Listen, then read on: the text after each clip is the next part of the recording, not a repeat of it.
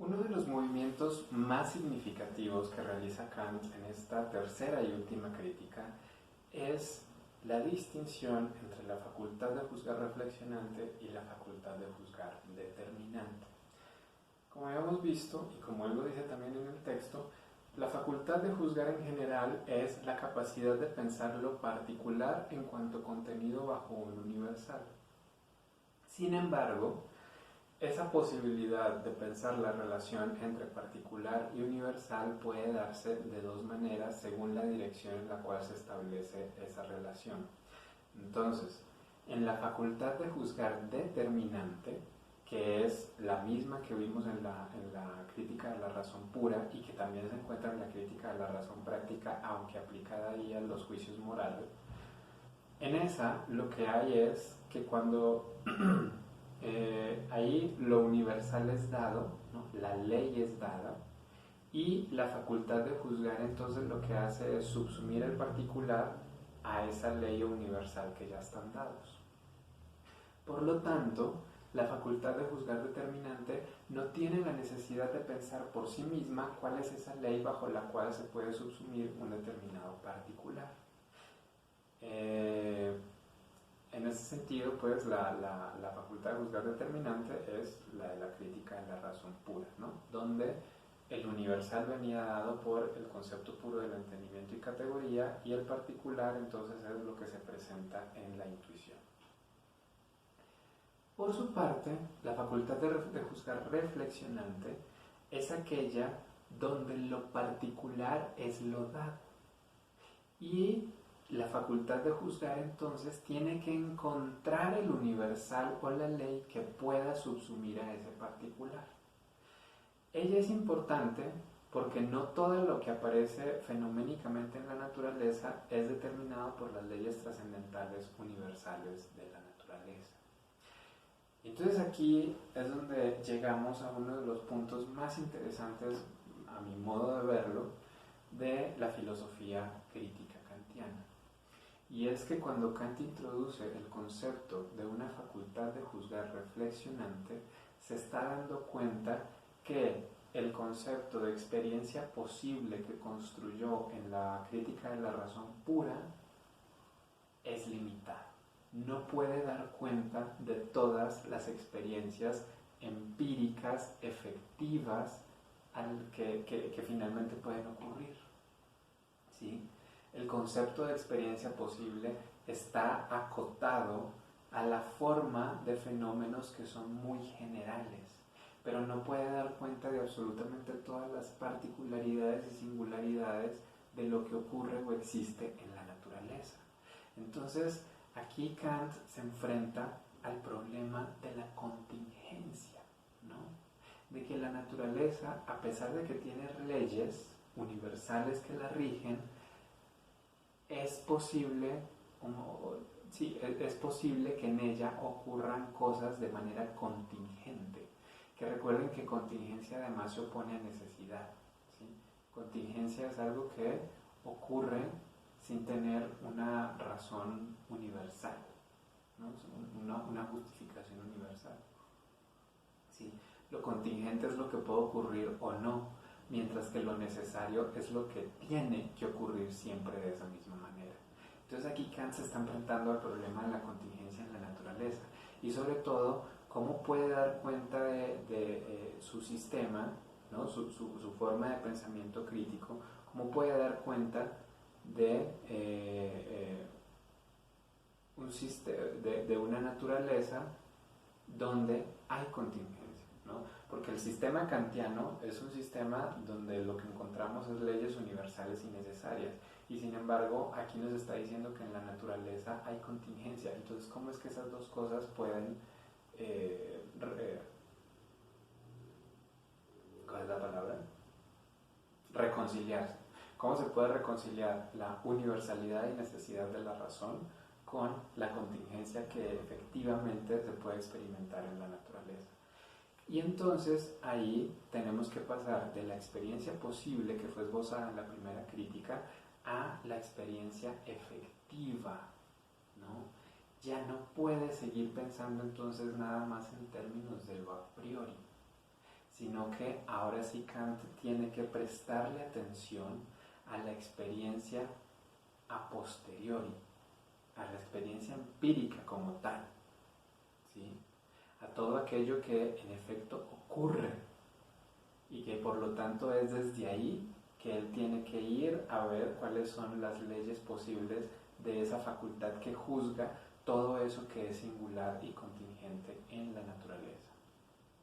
Entonces, las leyes universales de la naturaleza, como ya lo habíamos discutido en otro momento, suministran la conexión necesaria entre las cosas, pero solamente de manera genérica, ¿no? Yo les insisto mucho en esta imagen porque para mí es muy explícito ahí, ¿no?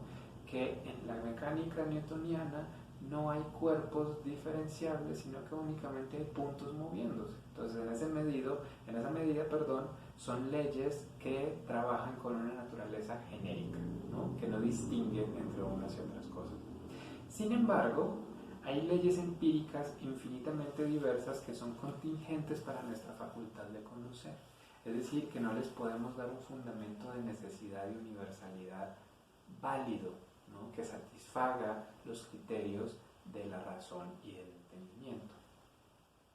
Por esa razón, el principio de la facultad de juzgar reflexionante es el de la unidad de lo múltiple, ¿sí? Pero ya no la unidad de lo múltiple en la intuición a priori, sino la unidad de lo múltiple que efectivamente se da en la experiencia empírica, ¿no? De nuevo, les hago mucho énfasis en eso porque ya no estamos pensando en las formas de la intuición y el esquematismo de la imaginación y todo esto que nos mostraba Kant en la primera crítica, sino que ya es la experiencia empírica, ahora sí, tal y como la tenemos de manera cotidiana.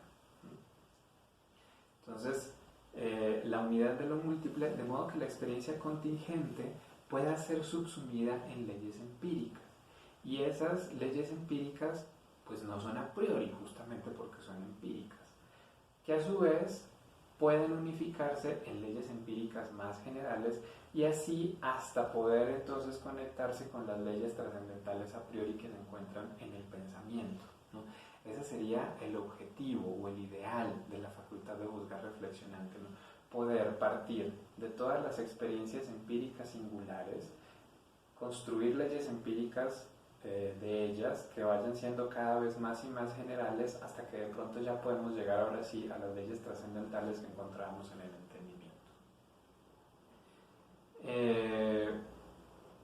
Sin embargo, esa posibilidad de hacer ese tránsito completo de la experiencia empírica hasta las leyes trascendentales, pasando por leyes empíricas de distintos grados de generalidad, es un principio del entendimiento, pero no de un entendimiento como el nuestro, sino que es un principio de un entendimiento que es capaz de darle una unidad total a la naturaleza para que nuestra facultad de conocer pueda entonces encontrar esas regularidades, esas leyes universales en ella.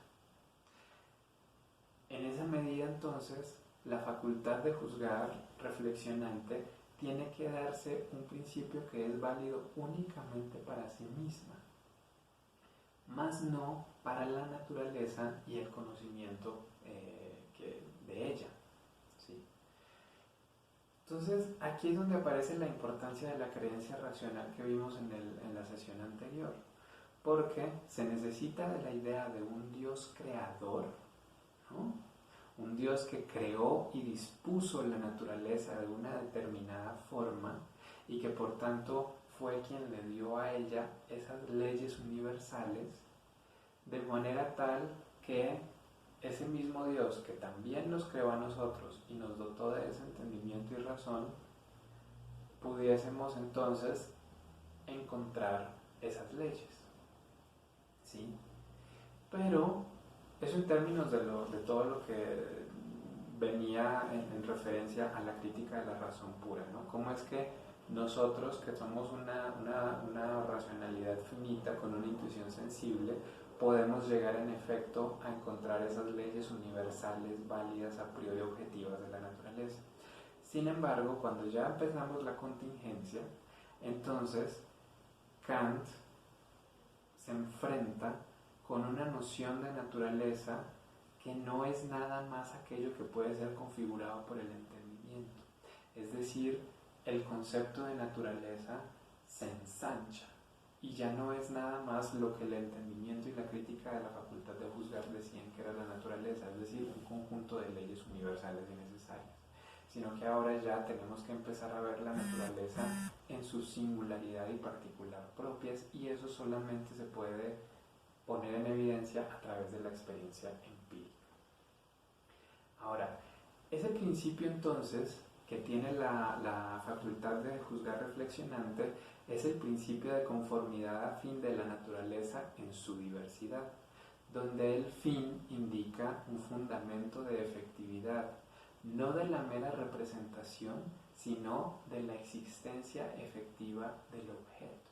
Es decir, este principio de conformidad a fin de la naturaleza lo que está diciendo es: hay que postular un Dios que creó la naturaleza de esta forma y que además esa manera como la creó justamente está asegurando que su existencia es así y no es nada más un problema de la representación nuestra de ellos a través de la intuición.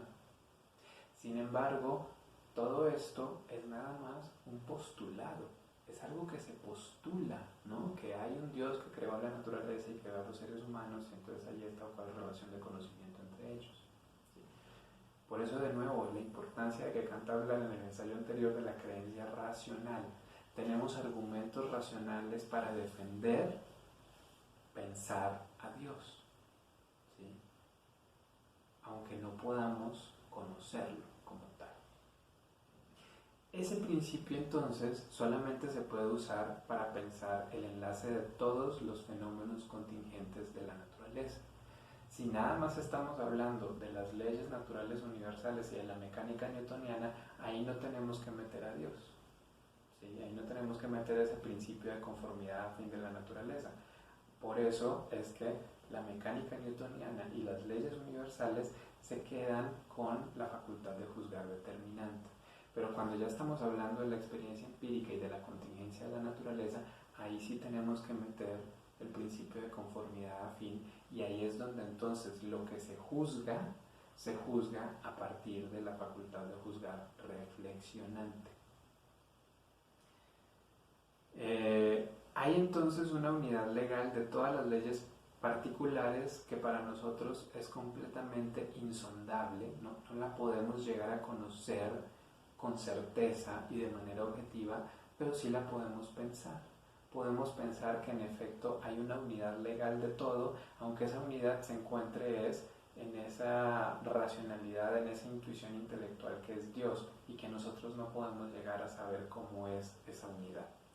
La unidad de lo contingente, es decir, el principio de conformidad afín, no es un concepto ni de la naturaleza ni de la libertad. Es entonces un principio subjetivo o máxima de la facultad de juzgar, y que solamente es válido para el sujeto que juzga. Por eso es que se llama reflexionante, porque todo lo que se juzgue a partir de la facultad de juzgar reflexionante solamente es válido para el sujeto. Nunca va a ser válido de manera objetiva para las cosas que está juzgando. ¿Sí? Es decir, mientras que las leyes de Newton y la ley de la gravedad sí podemos decir que es una ley universal de la naturaleza, las leyes empíricas de las cuales nos está hablando aquí Kant en relación a la contingencia de la naturaleza, es decir, aquellas leyes a las cuales podemos llegar por la capacidad de juzgar reflexionante, no podemos decir que sean leyes de la naturaleza, simplemente que son leyes que nosotros como sujetos de conocimiento postulamos para poder darle sentido a esas experiencias específicas y contingentes que se dan en la naturaleza. Y dice Kant en la página B36 de la introducción: esta concordancia de la naturaleza con nuestra facultad de conocimiento es presupuesta a priori por la facultad de juzgar para beneficio de su reflexión sobre ella, de acuerdo con sus leyes empíricas. Entonces, es de nuevo, ¿no? Lo que hace la facultad de juzgar reflexionante es tratar de darle sentido a todo aquello que queda por fuera de la facultad del entendimiento, ¿no? de la razón teórica pura.